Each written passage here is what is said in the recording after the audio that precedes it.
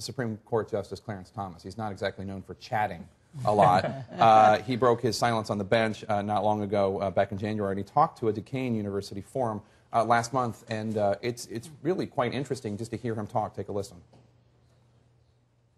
And did you ever expect to see an African-American president during your lifetime? Is that something you thought would happen? Oh, yeah.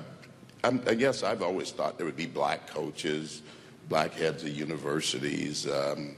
Maybe, again, as I said, I'm naive. But the thing that I knew that it would have to be a black president who was approved by the elites, the media, because anybody they didn't agree with, they would take apart.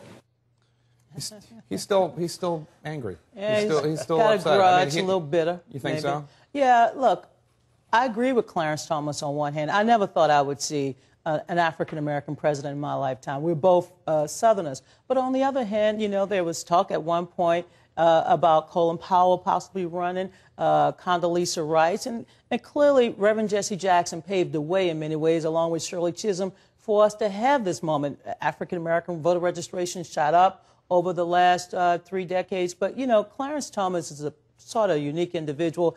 He has a position in history as well as the second African-American to serve on the United States Supreme Court.